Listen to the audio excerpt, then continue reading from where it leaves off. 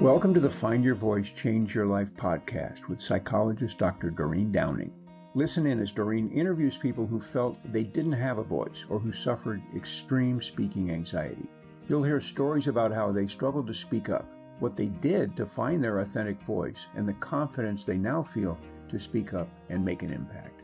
If you want to get started right away to find your voice, download Doreen's free 7-step guide to fearless speaking at doreen7steps.com. And now, here is Doreen. Hi, this is Dr. Doreen Downing, host of the Find Your Voice, Change Your Life podcast. Today, I get to introduce you to one of my best friends for years. What has it been? I don't know, seems like 45 years. 40 years, Linda Joy Myers. Because I do know Linda's history, she and I have spent many, many, many hours and trips together. So we know each other's stories, but it's going to be fascinating to see and hear what she gets to share today with you about not having a voice early on. I'd like to read a bio first. Linda Joy Myers, founder of the National Association of Memoir Writers, is the author of the award-winning memoirs, Don't Call Me Mother and Song of the Plains. She has 2 books on craft, The Power of Memoir and Journey of Memoir. She also co-authored Breaking Ground on Your Memoir and Magic of Memoir, as well as co-teaches Write Your Memoir in 6 months with Brooke Warner. She has been a memoir coach for 30 years and helps writers find their voice. I'm saying that again. She has helped writers find their voice and get their story into the world. Linda has just ventured into novel writing land, and her first novel, The Forger of Marseille, a World War II historical fiction novel, won 4 awards, yay you, in historical fiction and is published by She Writes Press.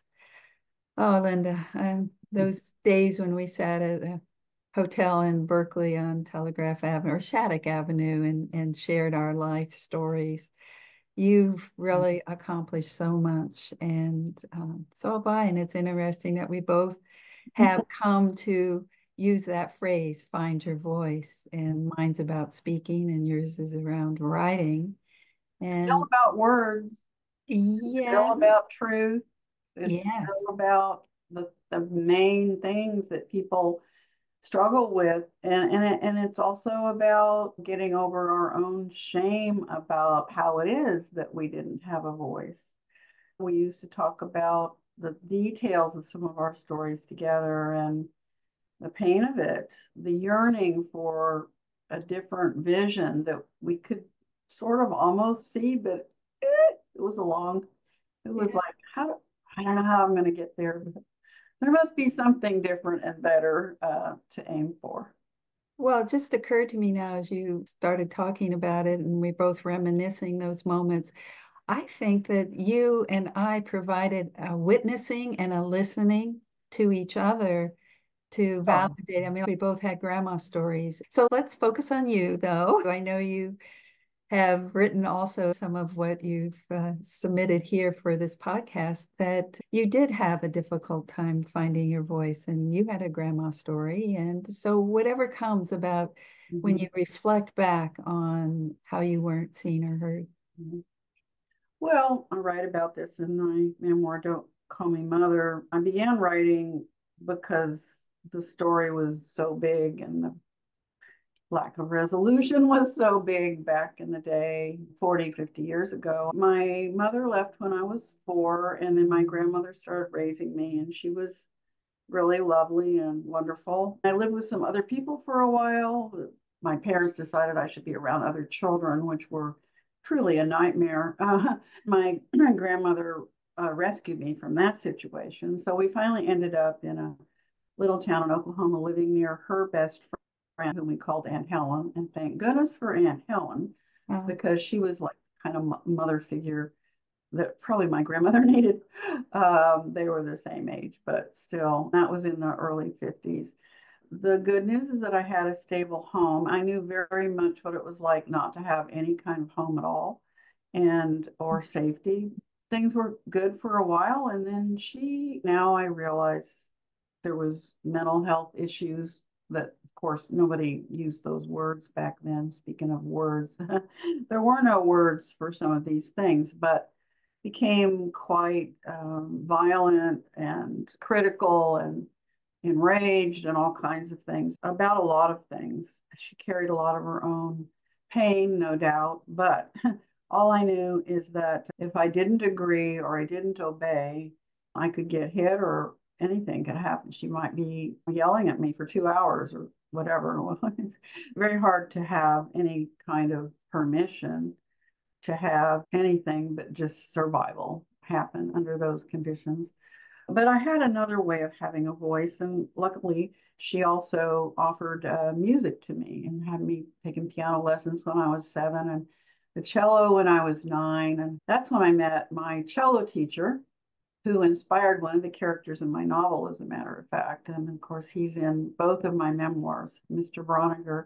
Mr. Broniger was the kind of person who would look into my eyes and talk to me and really see me, and I'd do anything for him. We played all this music. I practiced really hard. I got into some early youth symphonies because supposedly I had some kind of talent. So the music was a way I was able to play and feel something positive in myself. And my grandmother encouraged that. She wanted me to do all that stuff. So that was really great. But the shame of growing up in the 50s with divorced parents and a slightly crazy grandmother who mostly nobody knew, but the neighbors did. It was hard. And I was a geeky person. I had glasses when I was 9 and buck teeth, skinny. My self-image was not great either. Of course, the music helped with that because then anybody could be playing their instrument and making something beautiful. Then you grow up and deal with these things however you deal with them, which means mostly for most people in the Midwest, which is very conservative, it's still a conglomeration of confusion. That was still sort of happening when we met, though I married and had children and I was in therapy. And thank goodness I had started therapy. Eventually, I started it because something inside of me said, you need something to help you with this. So that's been a blessing.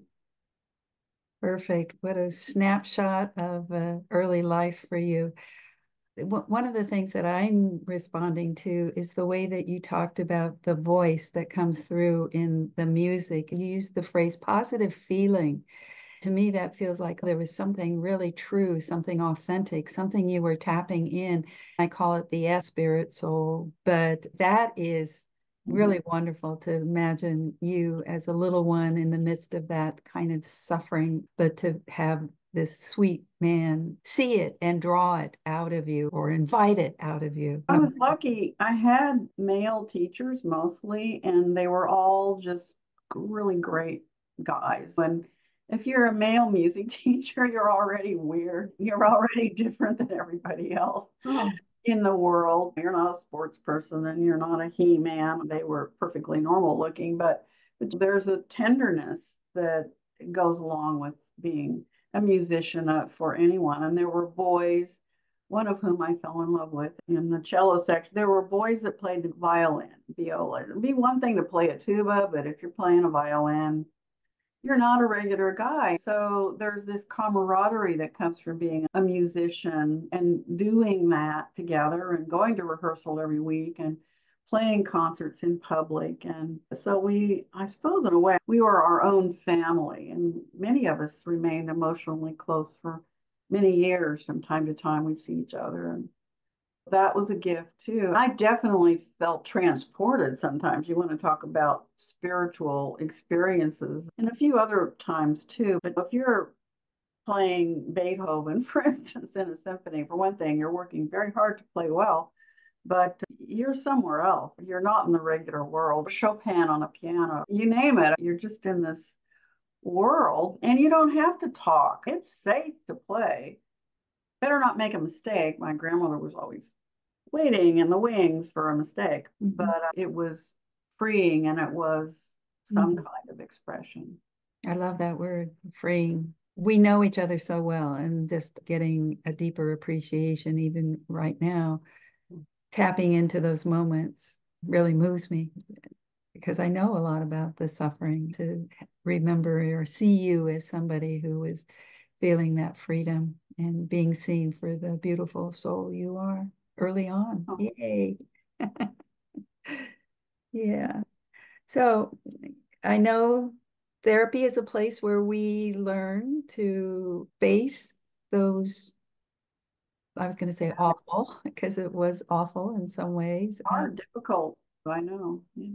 Say a little bit about that before we move into more about the journey. And especially, I know where you're going to get to is how writing is healing, but see how you start Well, your journey. And I art think too, Linda. mhm. Art, right? First there was the art, and then there was the therapy, actually. I majored in music, but I didn't stick with it because as a career, my grandmother gave me that gift, but she also would punish me in physical ways too. Ooh. It wasn't right. It became a scene of struggle. Mm. Anyway, when I was with my friends, it was all good, but at home, oof, I was marked by that. Also, she didn't want me to do anything but play music. I wanted to dance. I wanted to draw. I wanted to do something else. You spend hours and hours a day for years and years and years only doing one thing. I studied and I went to school. I did all that. Then I branched out into wanting to do art. I had always wanted to do art. And I was told when I was young, I also had a little talent there. And so I began to go to art school. It's also a kind of seeing. You're looking, like if you're drawing and you're really drawing carefully, you are really looking. And that was interesting for me to experience. But all along, we're talking in the 70s here, and that's when the early movement, like Anais Nin and other people like that, were doing journal writing, however authentic some of her journals are, is another whole thing that we won't worry about right now. But it was certainly inspiring. There was the Ira Progoff method, Yeah. which is self-examination. All that came forward in the 70s. There were all kinds of books. The 70s for me, which I might end up writing more about along the way, or a time of discovery. And then there was feminism. And I'm like, these women are talking together and telling each other all these stories. What the hell is that? Not that I could do it yet, but I saw that people were doing that. And then therapy. Therapy went from the Freudian era to all kinds of things. We have Fritz Perls, we have all kinds of different ways of looking at human growth. It was a human growth movement. You were Yeah. there too in that era. And so those of us who are asking questions beyond psychiatry, way beyond psychiatry, because psychiatry was a little scary, into how can you be a whole person? Well, I don't know. I have no idea. What are you talking about? But I knew that I wanted to find out more about it. So along the way, I came upon a type of therapy that was a group therapy for 3 months. I had a very deep experience one night where my life was a wreck. My second husband and I had just broken up. I had 2 children. I could see that some of the patterns that my mother and grandmother had, which were that they failed at relationships and they had been divorced more than once. I was like, oh man, I'm Mm. already there. I'm already repeating this. It just scared the hell out of me. I'm like, no, that is not okay. It is not okay to do that. So I took that 3 month therapy, which led me to a therapist I've been with for 47 years. It just was a long process because you have to go from traumatized, fractured person, what's wrong, but you don't know what to do about it, to a long journey of dismantling almost, certainly the parts that didn't work. This person always held for me this essence of you are not those things. You are not the brokenness. You are more than that. You are a whole being and you've been wounded and you've also made a few mistakes along the way for sure. But this vision, he recognized that I had an artist kind of part of the trouble with having an artist self is how do you gather the threads of that creativity and make it not just work for you, but be something you can evolve and develop. And you can't always. I didn't want to do it with music anymore. Eventually, I didn't want to do it with art because I was in some classes where the teacher said I was a traitor to art because I didn't do it like her. I'm like, okay, well, that doesn't feel like a safe place. And while I was figuring out what to do with myself, I discovered something called counseling at the San Francisco State University, where we both went. We didn't know each other yet. We met there. I think we met there, and you were pregnant with Shannon. Yeah, I was 9 months pregnant. Yes, yes. I started this program because something rose up in me. I was going to do a master's in art, but I read about this counseling program thing. I swear, it was one of those moments where I was electrified. Yes. Purpose. Like, you need to do this. You need to learn this. Then you can take your brokenness that you know about in your process of healing, and you can help other people. That sounded like a way to make gold out of some tarnished, horrible rock. It is transformation. Yeah. And so that's what started me off on the therapy, becoming a therapist and continuing the healing. I remember I mentioned earlier that hotel experience where we had our coffees, our cappuccinos, and you started reading me your journals. Yes. And I remember saying to you, Linda, if this was on a shelf in a bookstore, I would buy it and read it. I remember that moment because I don't know, you must have gotten some other people telling you to. You were the first. I to remember develop that. now that you're telling me. Yeah. You're my good friend. I believe Yes. you were speaking very honestly, and I remember that moment. I did have a writing class where the teacher was encouraging. This was 35, 40 years ago at least. But of course, the path of learning how to write, learning how to do anything at all is long. But I was always reading. Reading kind of saved me. My grandmother actually would shut up if I was reading and not keep yammering at me. She wanted me to read, and I studied and read. I read a lot. Stories were a place where you could go into another world. Now you can do it in all kinds of ways. And then not so much. I mean, occasional movies, that was about it. TV wasn't even developed that much when I was reading a lot. So the entering into using writing as a healing, right? That was the first book that you wrote. Well, it came later. What led to doing Memoir in particular was an exercise in one of these therapy groups that you sometimes go to for growth and development. And they had us write down something we just really loved to think about or be involved with. And it wasn't a real career, and it was just what you loved. And I realized I loved memory itself. I loved remembering. I have this extended family in Iowa that my grandmother would take me to, who were generally really wonderful to me and gave me some sense of family. And I would go see them, and I would enjoy remembering all the past things, even after some of them died. So I thought, what is memory? Memoir writing wasn't a thing like it is now. In the late 80s. It was not. Journaling, there were some memoirs, mostly if you were famous. I thought, what if I start a memoir writing group? By then, I think I'd gone to Mills and gotten my MFA. And I had this idea of what if I combine being a therapist with being a writer? Hadn't written any books, but I'd written a few things by then. And you have to write if you're in an MFA program, but nothing had come together yet. So I started with 3 people from an ad in a local newspaper. And that's where the teaching began. The more that you're teaching memoir, the more that the memoir, it's an energy that just gives back. It becomes a circle.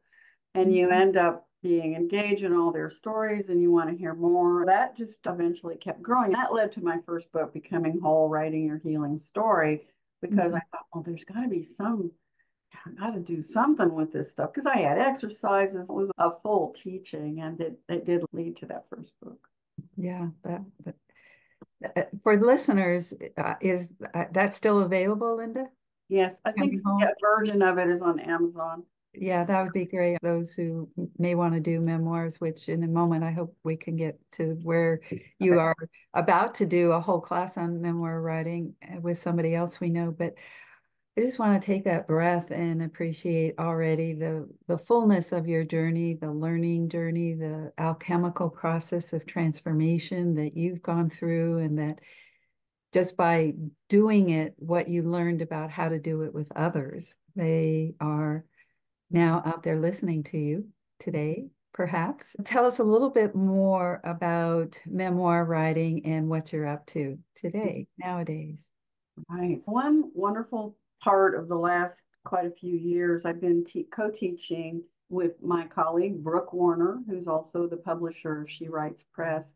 We've been teaching a memoir course called Write Your Memoir in 6 months. You can look up that on the internet, taking people through a deep masterclass process, a long process in the 6 months. But it's always wonderful to help people figure out where to begin and help people go, well, they ask all these questions like, can I really write about real people? All these characters in my story, they're real people in my life. People freak out all the time, understandably, actually. Where do I start? I have so many memories and so many stories. These are the main things that stop people truly.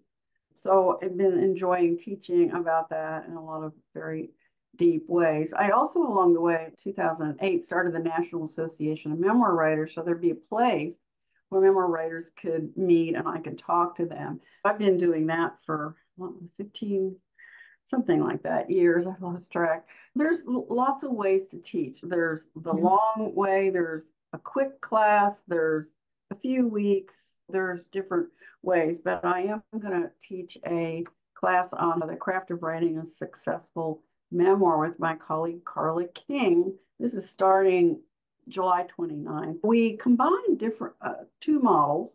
One is a coaching hour every week, and the other is a writing group where people post their writing with the helpful confidentiality agreement attached to not share the stories outside of that container, and just inviting people wherever they are to post their work, to take that leap. And I'm there every week with Carla on these Monday coaching conversations to answer questions and to support them with their challenges and their questions. So it's a new model for me to do this with Carla, but we've already had 2 big conversations with people who are interested. People who, today we did an hour Q&A about memoir writing, and all the questions I just mentioned and a few more were there. So my sense of what people are looking for and need answers or help and support are the same. They're always kind of the same, and understandably that people struggle with those issues. If somebody has the idea that their life has some meaning and they know that there's a safe place like you and Carla's group, and they've never done any writing at all, do you have to have had some writing experience necessary? Many people who get this urge haven't been writing or feel that they don't know how to write. Yes. But the thing of it is that once you start writing, something happens. You find out you can do more than you thought. You find out that there's a lot to learn, but oh, I have this story. I just have to write it. And oops, the grammar was bad. And oops, the punctuation was bad. That doesn't matter. Those things get handled along the way. If you have stories that you need to get down, then the only way to do it is to jump in. Just like with learning how to do speaking, everybody's scared and they have their own issues with their voice, with feeling that it's okay. Writers are the same. Just show up and get started and see where it leads you. Yeah, the courage is what you're talking about. what I'm getting to, though, for listeners who may be interested in taking that step with you is the invitation, like you just said. It's not about getting it right. It's just about taking that one step and being with people who will listen it out of you in a way. You and I did writing out loud workshops We did, where, I forgot, yeah. yeah, where we allow people to just speak, because we were doing both of our expertise, and they spoke their stories and realized, oh, and because it was video, they could transcribe it and they had their story just like that. Yeah. So the stories live within us, and you're somebody who says, hello in there. Let me hear it. The other thing I'll say, that something major happens when people are doing this kind of writing, even if they're mostly maybe a travel writer, even a business writer. When we write our own stories, we are revealing who we are, our inner life, our inner thoughts, our struggles. And when we're in a group with other people and they witness us, that's a gift. But we witness ourselves. We're writing from now, but we're witnessing and writing about other parts of who we were. And we get to see that through new eyes when we're writing a story. And so it's this split two eyes. There's the I now and the I then. And it's a really kind of a miraculous integrating process that starts to happen. Yeah, becoming whole. Good title. Yes, it is a good title. All right, well, we're finishing up now and want to make sure people know how to access this new class that you and Carla are doing, and any other kind of ways to contact you. You can send an email to me at lindajoy@namw.org. That's my personal email. There are various links that get you to this class, but the title of it is, hold on, let me just get this. I don't have it in front of me, sorry. Well, we'll have it definitely in the show notes. So there we go. Still, it's good to hear it. It's The Craft of Writing a Successful Memoir. If you just type that in Google, I'm sure it will come up. The first meeting is July 29th. I really hope, if you have a story, stories would tap on my shoulder and whisper in my left ear. There were funny ways that it would show up. If you have any of that going on, give it a try and see what happens. Something is trying to get your attention. Beautiful. Well, thank you so much, Linda. This has been fun to travel some journeys that we've been on before, but also hear some new things. When you show up at bookstores and I come and sit there, I always learn something new from you. And I feel like today I've learned something too. Thank you so much. Thanks for having me. Yes. Thank you for being with us today for this episode of Find Your Voice, Change Your Life. Each person Doreen interviews shares what has helped them find their voice. You can learn from these guests and find your voice so you can be confident to speak up and speak out. And remember to download Doreen's free 7-step guide to fearless speaking at doreen7steps.com. We hope you enjoyed the show and will return next time. Until then, goodbye for now.